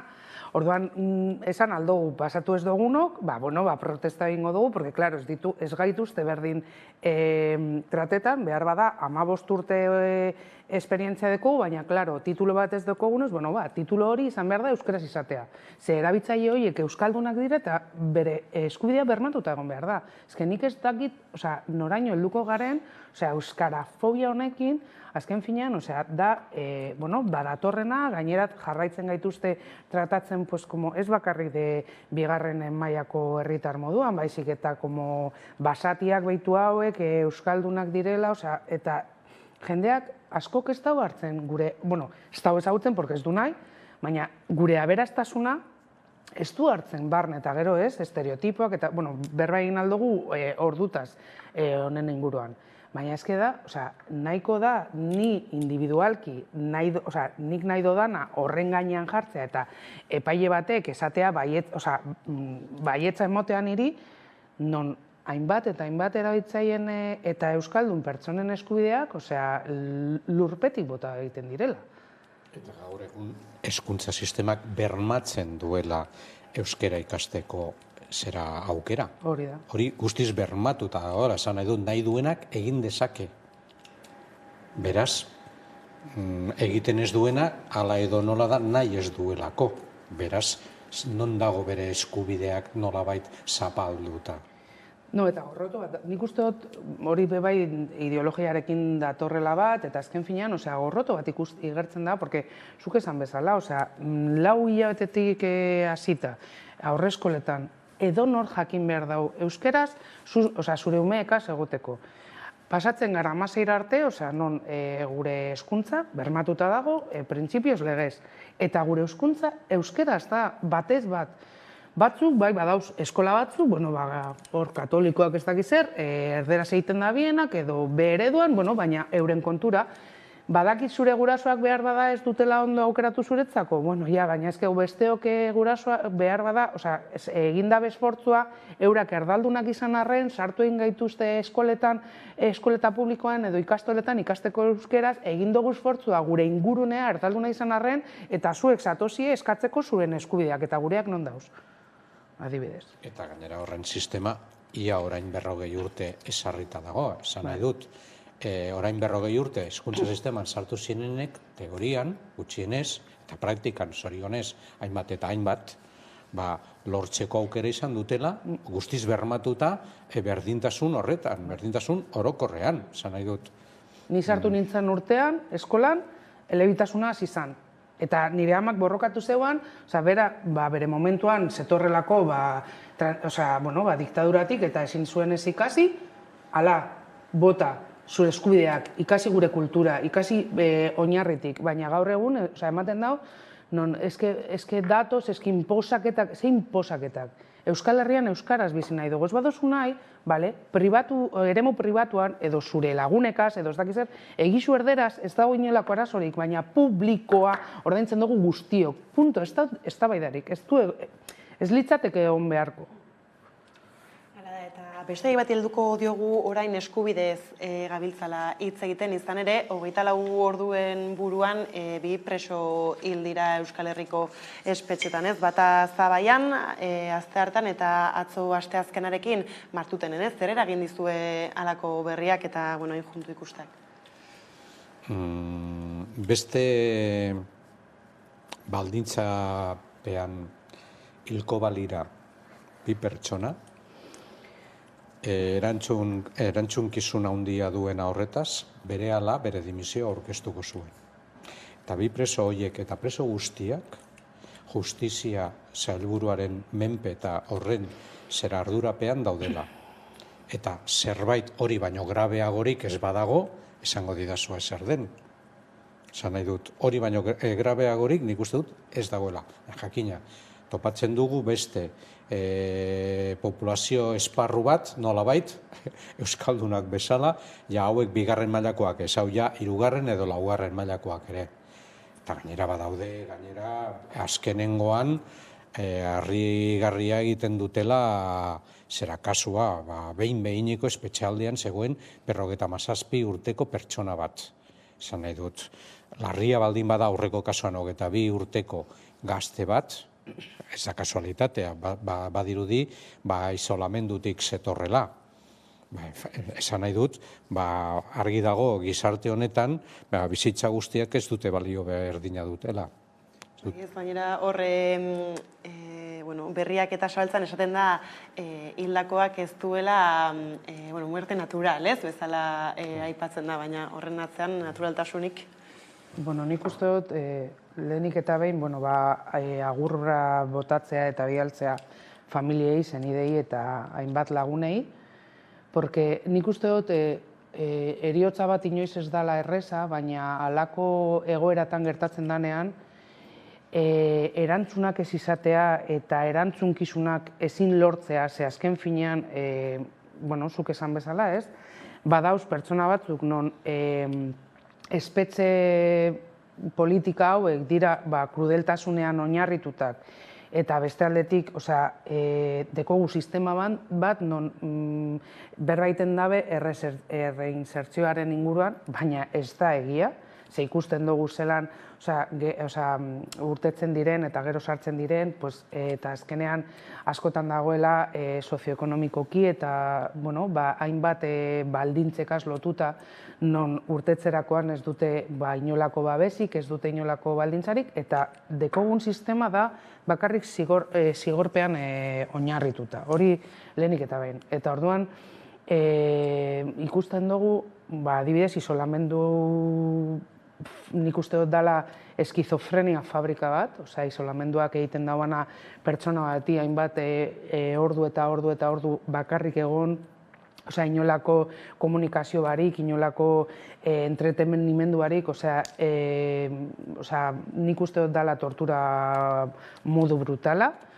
Orduan, gainera jakitea edo esatea eta gainera jartzea como sorpresa moduan ez egoela antisuizidion menpeko adibidez 22 urteko mutila, gero bebai hiltzea kartzela baten bakarrik azken finean erizaintza arazoia zenean eta hor usten dotzuelako eta ez dago aproposten zaintza ze azkenean pasatzen gara, ikusten dugu kalean nola zenbaki bat gara. Eta horrentzako izango da preso tal edo ez dakiz zer. Eta bakarrik zenbakien ematen dau pertsona, eskubide edo sentiberatasun barik diren pertsonak direla, edo ez dekotela inolako eskubiderek, edo ez dekotela bizitza berri bat egiteko eskubiderek, eta orduan ikusten dugu, zelan askok ikusten dabe, bere irtenbide bakarra dela, bere buruarekin beste egitea, eta zenolako mina eta eragin duen familientzako, porque ematen dau, jendeak, eske zigorra eman behar jake, porque egin dabe, porque eske zuri hiltzen badotzu ez dakiz zer, baina ez dakizu zenolako delitu motak egin dugu esan. Ze jendeak berba egiten dau, berba egitearren. Baina pertsona horiek, zenideak dituzte, badituzte bizitza bat, badute bizitza kanpoan, eta eusten dabe lastre pilo bat atzekaldetik. Eta inoiz ematen dau, berriro ere, zaintza ez danez jartzen erdigunean, ez dekotela inolako, ez eurak, ez ja euren zenideak eta gainera, gero ikusten dugu adibidez preso politikoen inguruan, zelan, mendeku sistema honek egiten duena da, zigortzea gainera zenideak, eta zigortzea lagunak, eta zigortzena zure ingurua. Orduan nik uste dut, sistema da dana, ez dakite inoiz lortuko dugun aldatzea, benetazko aldaketak egiteko eta programa reinsertatzaile horik benetan bultzatzeko eta gauzak ondo egiteko, baina momentuz, ikusiko ditugu hau, ez dakite Zabaian zenbat daroa guzan, baina uste dut 6-8 bat azkenengo 5 urtetan, niretzako da superlarri, eta hori, inork ez dauela hartzen gainera erantzunkizunik. 1978ko konstituzioaren helburuetako bat, presoen reinserzioa dela, gizartaraztea. Argi dago, helburua ez dela betetzen, eta nik zalantzan jartzen dut bilatzen duenik ere. Hori alde batetik. Eta bestetik, inkestek diote, zelan Espainiako populazio gartzelarioa da, inoizko handiena Europa mailan. Esan nahi dut, ematen du, horrelako datuek ematen dute zelan arazoen aurrean, gizarte arazoen aurrean, erantzun bakarra da pertsonak isolatzea, ixtea horrelako esparru itxi batzuetan. Eta gertatzen direnean horrelako gauzak beste aldera begiratzen dugu. Zezken finean, ematen du sistemak bilatzen duena da. Eta gero, egin aldugu bai, soziologikoki hausnarketa bat, non zenolako jatorriak adibidez, edo egoera sozioekonomikoak dituzten, gaur egun estatu mailan preso dauzen pertsonak. Eta errepikatzen da, gehiengotan, txiroak, lotuta dagoela azken finean, defentsa ona ez izatearekin, edo, gero gainera etortzen dira pertsona razializatuak, atzerritarrak, ematen dau, como que da azkenengo bilatuko dugu kloaka hori, sartuko ditugu non gustukoak ez ditugun pertsonak, eta gero esango dugu oso ondo egiten dugula gure gauzak, ze poliziak beti dago egiten bere lana. Orduan, bilatu beharrean zenolako arazo sozioekonomiko-edukatiboak dauzen edo hezkuntzakoak dauzen atzekaldetik, beti azken finean bilatzen da hori zigorra botatzea. Eta ni galdetzen diot gizarteari, benetan zigorraren bitartez lortuko dugu ziur sentitzea gure etxeetan? Porque ematen dauk, zer da guretzako ziurtasuna, ez? Porque, hori beste eztabaida izango litzateke, baina... Beldurra eta ziurtasun azken finean badakigu zergatik erabiltzen diren eta batez ere zertarako, ez da? Populazioa kontrolatzeko azken finean. Lehentxeago ere hemen izan da Bilboko alkatea eta esaten zuen segurtasunaren aurrean polizia behar zela, ez? Eta gora aipatzen zituen, balantzak egiterako orduan, zenbat pertsona atxilotu diren, eta hitzin zen zifra ez, bazken urtean, beraz, geroz eta atxilotu gehiago, hobeto. Claro. Bai, eske hori da, claro, zifrak ematen dago eta arrazoia ematen dotzien, nola polizia gehiago dekogunez, atxiloketa gehiago dekoguz, ze heltzen gara asko sarinau edo, delituei. Orduan, claro, zer gertatzen da honekin, jendeak ziurtasun sentsazio hori deko niretzako gezurrezkoa dana, ze azken finean, zer da guretzako ziur sentitzea? Niretzako ziur sentitzea da lanpostu duin bat izatea, prestakuntza sozialak, izatea hezkuntza guztiontzako, izatea osasuna, izatea bermatzea etxebizitza, baina beste batzuentzako da bakarrik deliturik ez egotea. Claro, murriztu egiten dugu edo akotatu egiten dugu horretara, eta claro, jendea dago, ze ondo, polizia, polizia gero eta gehiago. Eta militarizazio bat ikusten ari gara gure kaleetan, niretzako oso larria da azken finean, porque nik ez dakit, baina niri ez zait bat ere ziur sentiarazten 15 polizia aurrean izatea adibidez kontzenta baten aurrean. Niri beldurtzen nau. Porque ez dakigu zenolako, ez? Jende pertsona batek botatzen badau irain bat edo berbaiten badau gustaten jakeen hitz batek zer gertatuko da eurekaz, zer egingo da, zenolako reakzioa izango da bien.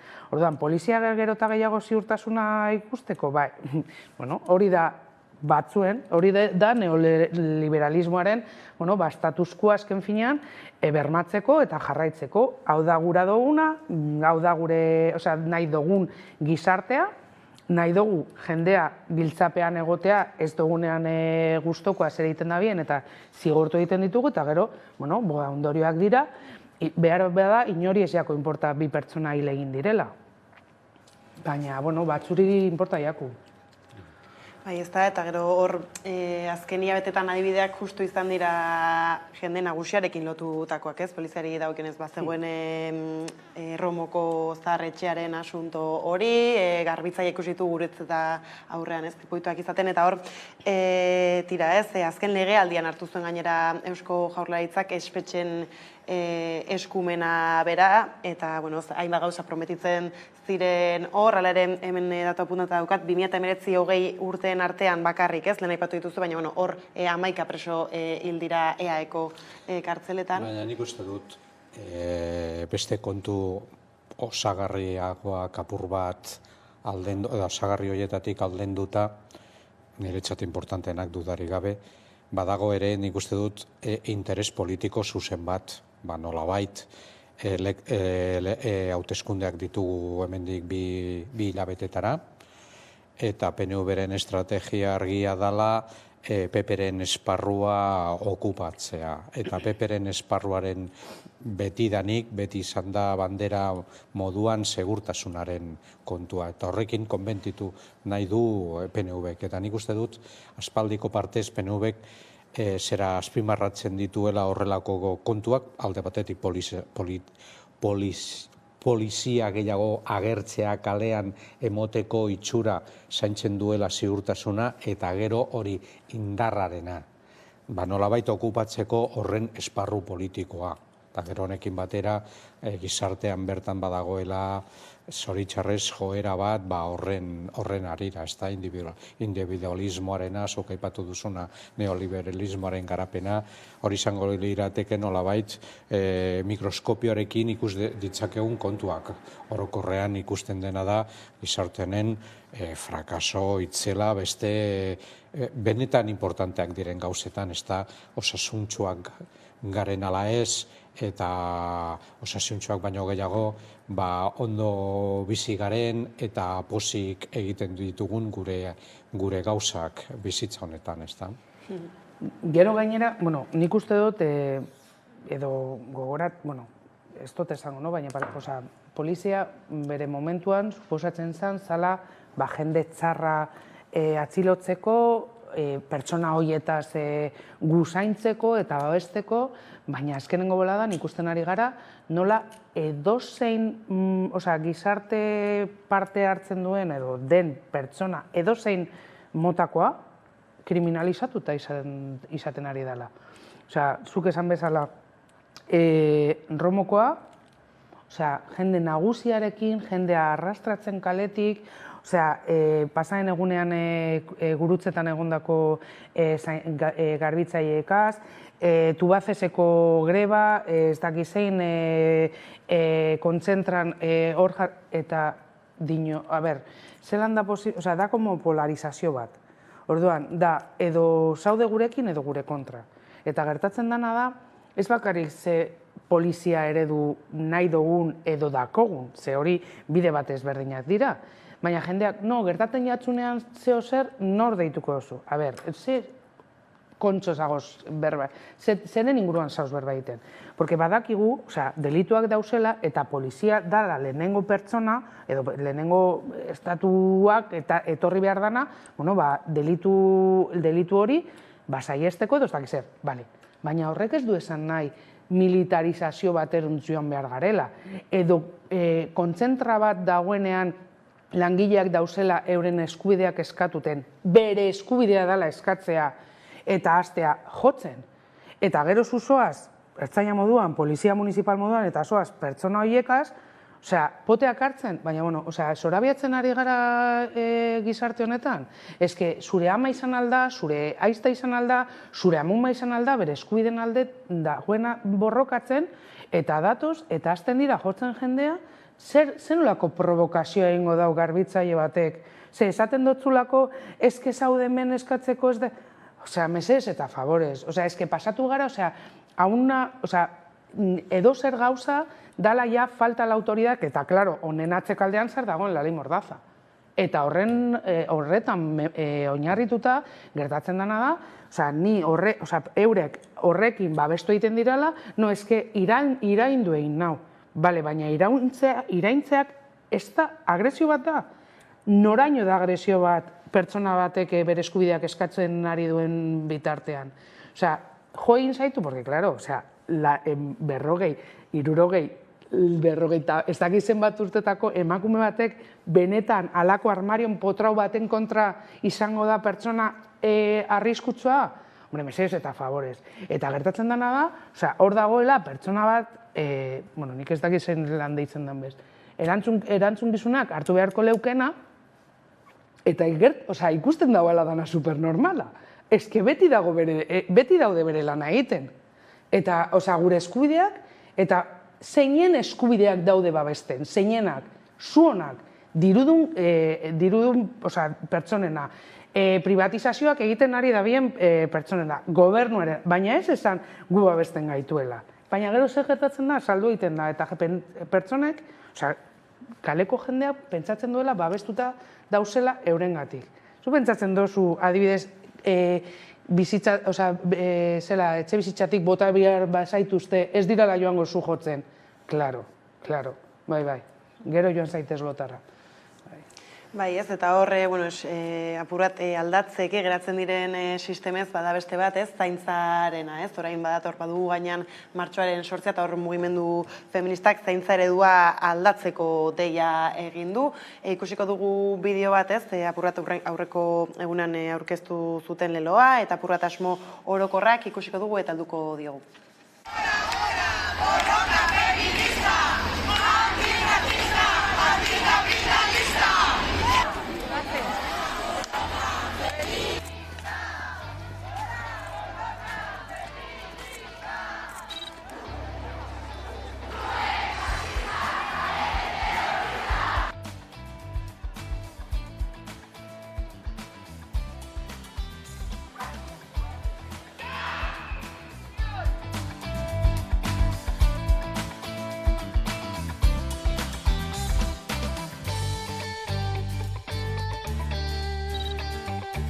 Eta aurrean dugun zaintza sistema heteropatriarkala suntsitzeko, martxoaren 8an Euskal Herriko kaleak hartuko ditugu. EAJak, PSNek, CNek eta Confebaskek zaintza behar desberdinak merkantilizatzearen, privatizatzearen eta haiekin espekulatzearen ardura dute.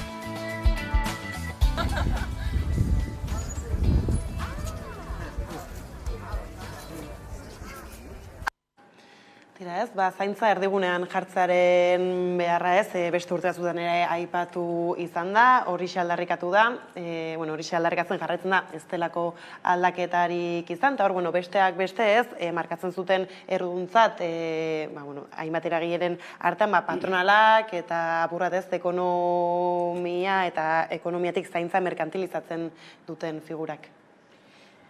Hori dago beste sektoreak bezala feminizatuta dauden sektoreak dira pobrenak, gutxien kobratzen dutenak, eta bar, ez da. Diot, nolabait funtzionatzeko sistema kapitalista hau, batzuk oso gutxi asko irabazteko eta gehiengoak gutxi kobratzeko ezinbestekoa da izatea subjektu bat, kasu honetan emakumea, egin dezala orokorrean horrelako lanak, ez da. Nik dena den, nik uste dut etorkizunari begira, beste aldarrikatzeko mugimenduak ez bezala, adibidez, aldarrikatzen denean osasun sistema publikoagoa aldarrikatzen denean beste motatako zera aldarrikapenak sozialak, normalean, diot, nire adineko belaunaldiak dira batez ere zoritxarrez gehien agertzen diren manifa horietan mugimendu feministan izan ezik. Mugimendu feministak zorionez ikusten direla pertsona gazteak. Eta beste borroketan adibidez, ez nuke esango nik desagertuta daudela gazteak, baina nahiko urriak ikusten dira hor irudietan oso ondo igertzen direla horrelako mugimenduak. Beraz, nolabait, gauza hori aztertzeko kontua izango litzateke batez ere etorkizunari begira, ez da? Bai ez, gainera hor, zaintzaz gainera gabiltzanean badira indize batzuk, eta gaur egungo belaunaldiek izango dute, orain egoera ez bada ona, urte batzuk barru, orainik eta txarragoa izan daiteke aldaketarik ezeran. Hori, aldaketarik ez badira gauzatzen, ikusiko dugu zelan gure hurrengo belaunaldia izango ditu gauzak asko gogor edo nik uste dut dagoela, niri martxoak 8 heltzen naizenean da urtean zehar emakumeok bizi duguna, baina dago dana kontzentratuta eta da oso unkigarria eta gainera mingarria. Ze ikusten dugu zeran urtero eta urtero gure aurretik etorri direnak eta gu jarraitzen dugula eta jarraituko dabe gure alabek egiten eskatuten gauza berak, bai egia da aldarrikapenak moldatzen direla, bai, feminismoak zelan aldatu dan urteetan zehar, aldarrikapen horiek, bai, saiatzen enkajatzen, hainbat eta hainbat diskriminazio, hainbat eta hainbat behar sortzen direna, bai, egunerokotasunaren ondorioz, eta egia da, saiatzen dugula, baina gaude monstru baten kontra borroketan, eta egia da, Confebask edo Eusko Jaurlaritzak edo egiten duena da,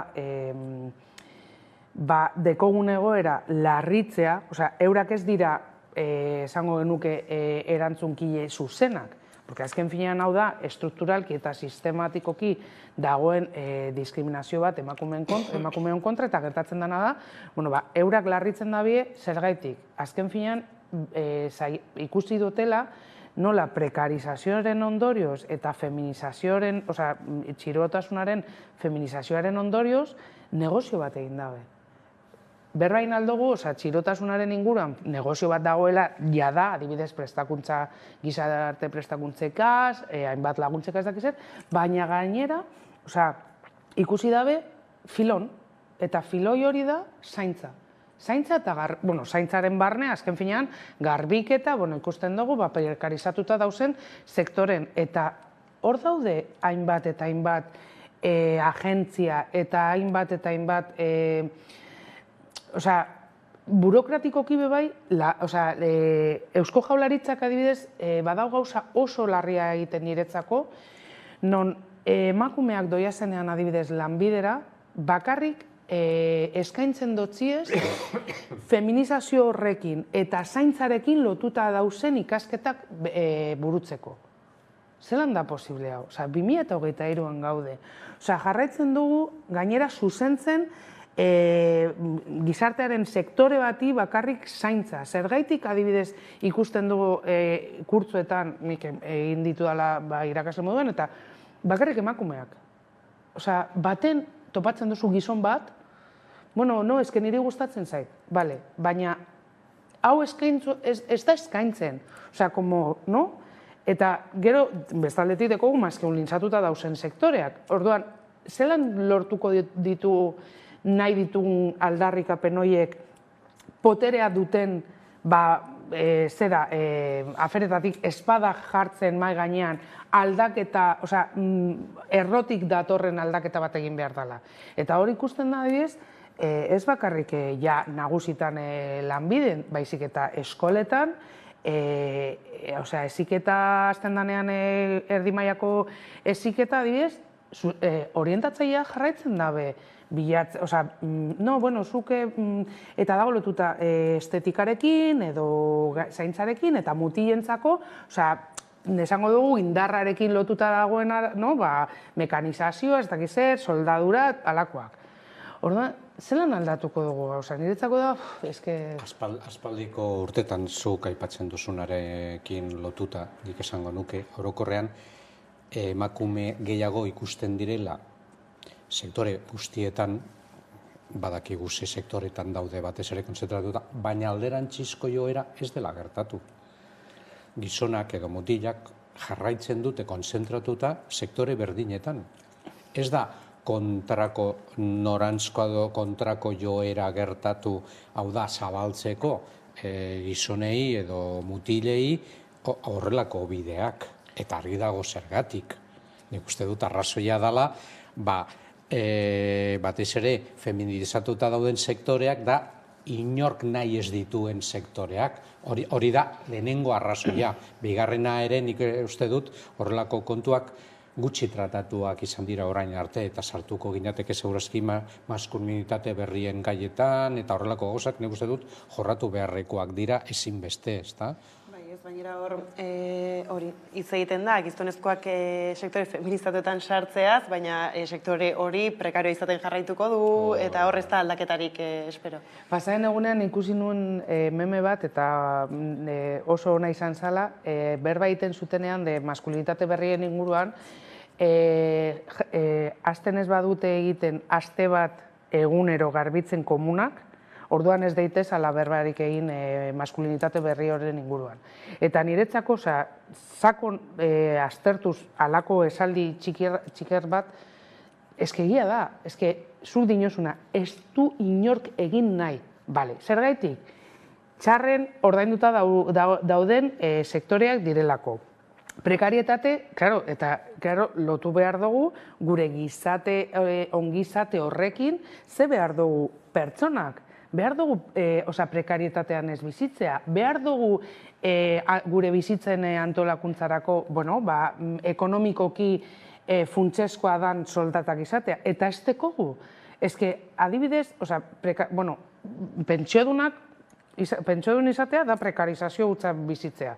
Eta 1.080 euro jasotzea ematen daudala, ez dakite, 1.000.000 bat hartzen dozula hilero. Orain, SMI dau 1.050 eurotan uste dut, Osea, 30, hori da, gutxi gora bera, baina beti esaten zuten, ematen badugu historikoki, ematen baditugu oporrak, enpresak bertan bera geldituko dira. Ematen badugu ez dakiz zer, bertan beran geldituko dira. 8 ordu lan egingo badu, baina jarri duinak diren soldatak hori hasteko.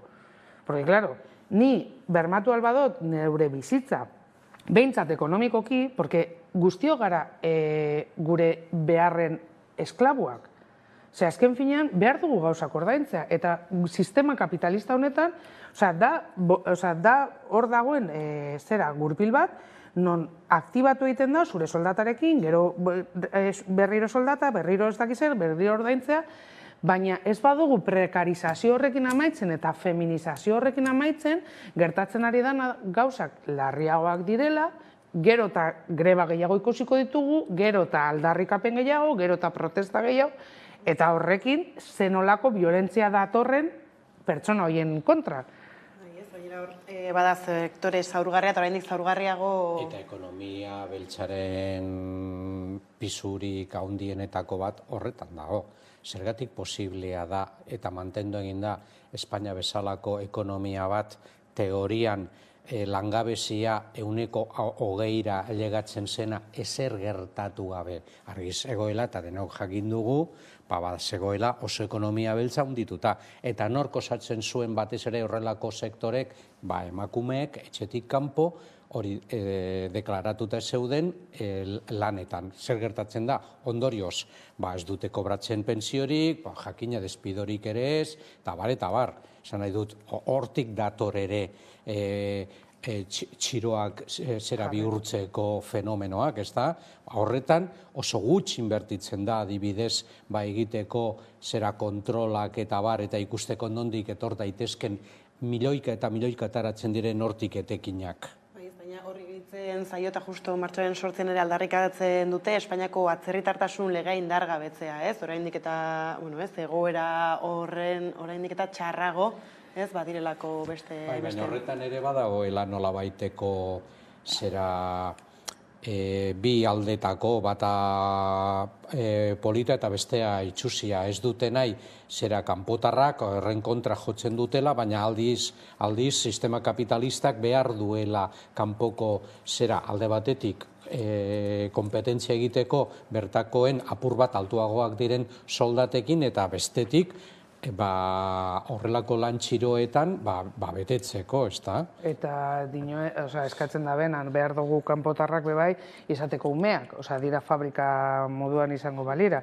Gaur dago, sartu da eta dauko kongresuak dako 6 hilabete aurrera eroateko, IPL bat eginda eskatuten erregularizazio masibo bat egitea, 700.000 sinadura aurkeztu dabe, lege bat aurrera joateko eta tarratzeko 500.000 sinadura behar dute. Hainbat eta hainbat eragile sozial daude itxaroten, kongresuak horren gainean eztabaidatzeko eta horren gainean espero dugu baietza egiteko, badakigu atzerritar legea ez dutela bertan bera utziko, porque azken finean Espainiako fronterak ondo defendatu egin behar dira, baina bai egia da, 500.000 pertsona horren erregularizazio hori ematen bada, izango da azken finean, lan egiteko aukerak izateko eta azkenean horrek ze nolako ondorio positiboak dituen kotizatzeko momentuan, hori arka publikoak bai gora joateko, porque eske nik ez dut ulertzen zer ikusten dabe txarto pertsonaz erregularizatzeaz eta horrela lan egiteaz eskubidea izatea, porque horrek eske kapitalismo hutsa da. Eta azken finean horrek ekarriko dagoena da, kotizazio de hecho, jendeak badau bulo bat, non esaten da, eske hartzen dabe Espainia mailan dauzen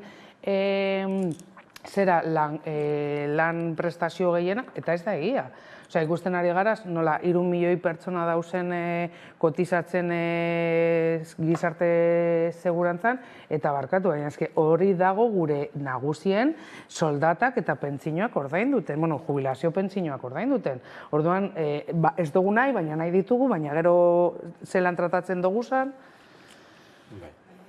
Eta tira bukatze aldera hor bada martxoaren 8arekin lotutako beste kontu bat, ez azken egunotan prentsan ikusi duguna izan dela Idoia Mendiak egiten zuen iragarpena martxoaren 8a jai bihurtzaena, ez? Gero jarraian ere, euren alderdiko sozioak ere, Jaurlaritzatik bozeramaietzan Zupiriak esaten zuen ondo aztertu beharreko zerbait zela, Mendiak, ez duela oposizio handirik ikusi, beraz, gaur ere legebiltzarran eztabaidatzekoa zen, ez dakit zertan edo nolako eztabaida eman den. Nik uste dut argi dagoela, honen bitartez lortu nahi dena da folklorizazioa. Ez da ikustea bezala Che Guevara hori horrelako kamisetetan, Karibean bertan hor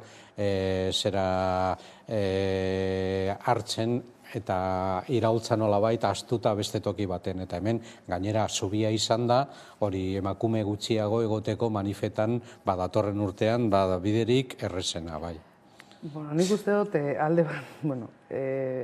alako idei estrambotikoak daukiezanean, niri, ez dodaz hartzen serio, porque benetan, nik uste dut, politikari askoren aldetik dagoela tendentzia bat, non nik uste dut, eta igual gogor entzuten da, baina prostituitzen ari direla feminismoa. Sartzen dabe euren berbetan feminista izan behar garela, ez dakizer, jartzen dute alako lazitoa, martxoak 8an, eta gainontzeko urtean zehar segiten dugu. Pertsonen eta emakumen kontrako legeak. Azken finean, prekarizazio ez amaitzearekin, soldatak ez, zenolako ondorioak daukaten batez ere gure emakumeengan eta adibidez gure zaintzan. Ze emakume asko zaindu egiten dugu ez bakarrik gure umeak, baizik eta nagusiak. Hor deitzen dana mujer sandwich. Egin legeak hori ondo ekiditzeko, hori saiesteko, laguntzak emoteko, hori izango litzateke feminista izatea. Ez esatea behitu jartzen dut lasito bat eta emango dutzuet jai eguna. Porque holan zoazie poteak hartzen. Venga, mesez eta favorez. Hiru alkateari esan zer egin alardearekin, adibidez. Adibidez. Bide zuzena dauka. Badauz, hainbat eta hainbat aldaketa. Eta gero hori bakarrik, mundialki dago, lortzen badugu, inditezek egindako, feminismo izatea logo bat, feminismoa ez da logo bat, da bizitza horratz bat, bizitzeko era bat, non jartzen dugu benetan saiatzen gara gure ditugun baliabide gitxiekin, bizitza jartzen dugu eta beste pertsonarekiko eta planetarekiko zaintza jartzen dugula erdigunean. Eta hauek egiten dabe negozioa eskedanataz. Horretik, esaten dudan, prostituzioaren inguruan, prostituitu egiten dabela izena. Nik ez dut nahi egun jaia izatea, niretzako da aldarrikapen eta borrokatzeko eguna, eta niretzako eta hainbat emakumeentzako. Orduan, mesez eta favorez, politikari moduan izan serio behintzat. Bai, baina lehen aipatzen zenuen, ez? Nolako indarra duen gaur egun mugimendu feministak, adin guztietako jendeak eta abar, eta gainera, bada mugimendu bat lan egiten ari dena, gauzak lortzeko bidean dena, eta kontatu gabe horrekin ez, alako adierazpenak iristen direnean ere, ez? Osea, ez da, osea, nulertu.